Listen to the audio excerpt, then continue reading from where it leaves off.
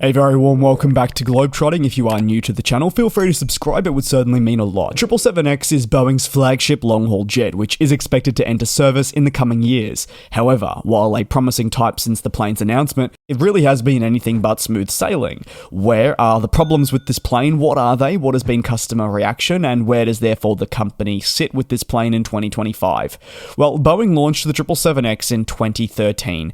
The company aimed to provide a platform for the future with a plane that would be one of the most, advanced twin-engine wide-bodies on the market. Moreover, thanks to new technologies, engines, and other features, the aircraft was also designed to be considerably more efficient for operators who chose to purchase it. With the A350 proceeding during this time, Boeing knew it wanted to bring something to market that would enable competition in this sector. However, the launch was going to take time.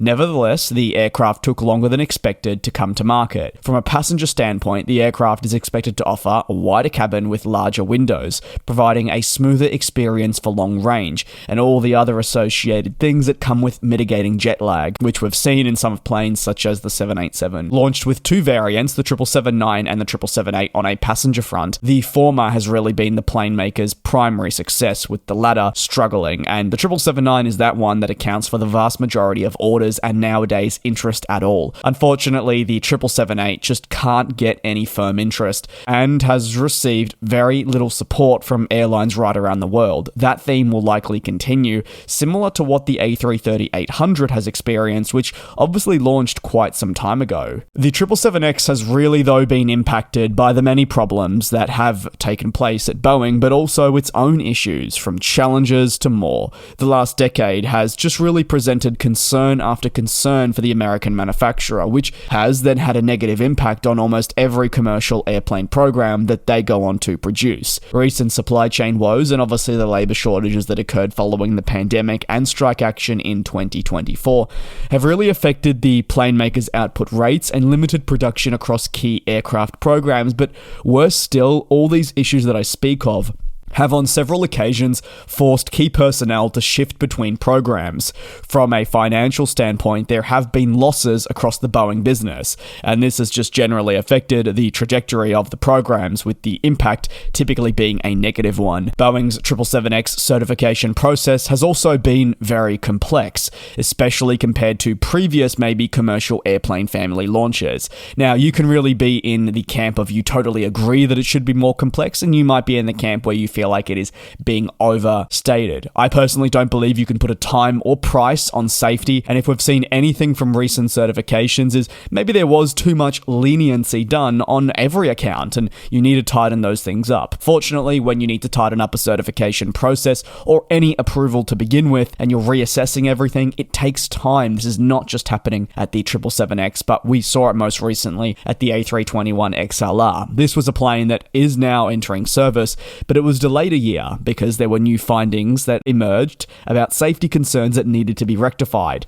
That is going to happen more and more, and that's not to say it didn't happen 25 years ago, but I think we can both agree that the emphasis has certainly increased. When two MAX jets crashed towards the end of the 2010s, that process in terms of certification was really scrutinized. Analysts and investigations revealed a lack of oversight from your key governing body in the Federal Aviation Administration, which led to Boeing basically certifying the bulk load of its own aircraft. Overall, this method did actually do what Boeing in a way wanted. It sped up the process, allowing them to quickly get their planes to market and not lose out on their competitor Airbus, which was also advancing with their own alternatives. Once these planes went down, however, the process dramatically changed. Now, regulators have increased their grip on plane makers tenfold and are much more wary of how planes are certified. They have to be. And while a lot of the blame does fall on Boeing, equally there is blame on the Federal Aviation Administration for weakening their grip on the plane maker and just assuming that they could go on to certify their aircraft. What this means for upcoming planes such as the 777X is obviously a more prolonged certification that may see niggles picked up that maybe wouldn't have been noticed 10 years ago. Moreover, with each minor issue that emerges, there's also become a heightened focus on the method of resolution, especially with the repeated quality issues that we have seen unfold at Boeing. Another avenue for concern to the 777X program, which was more towards the latter stages of last decade into this one, was the GE9X. This is your game-changing but equally complex engine that will feature on the widebody. On several occasions, engine challenges have led to the program being halted, primarily around, again to reiterate, the time the pandemic emerged. Engine woes delayed the progression of flight testing, that very first flight, and other activities. So how does all of this really then affect your airlines? Well, we are starting to get a really big glimpse into how airlines feel about all of this, and it's not positive. Each month, a new airline comes out and states their feelings. With such significant delays, it's never really going to be all that positive. For companies like Emirates, which are expected to rely on the 777X for their long-haul flying, well, the delays put on by Boeing have negatively impacted their wide-body fleet renewal efforts. And on several occasions, President Tim Clark, well, he's questioned the planemaker and their capabilities as a manufacturer of commercial aircraft. They have invested heavily in the turnaround of their own business, really looking to put in billions of dollars to rapidly advance the cabin product. It's a complicated one for sure, but they feel they need to do this. If they can't get the new planes, they need the standards to increase right across their business.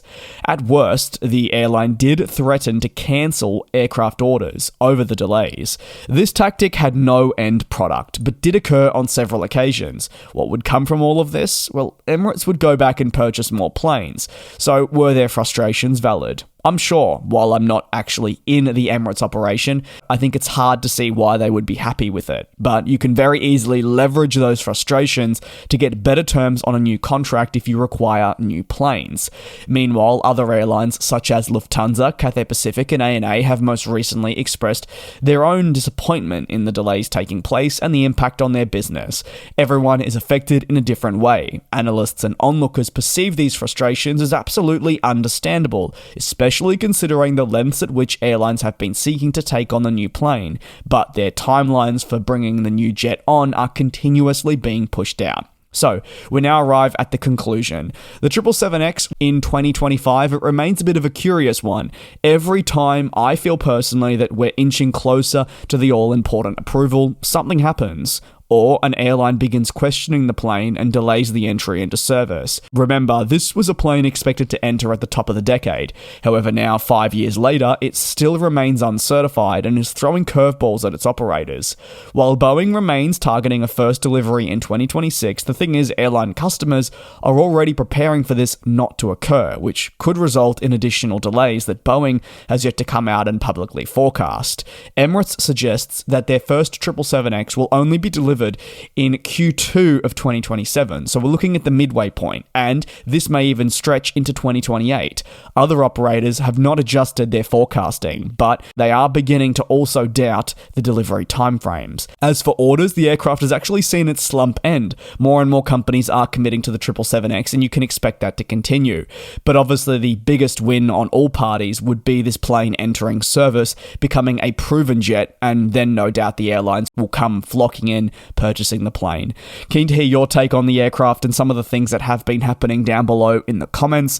When do you actually feel this plane is ever going to enter service? Is it 2027? Is it 2028? Is it next year? Thanks for watching. Take care, do be safe, and I'll see you in a couple of days for your latest aviation analysis. And we'll fly.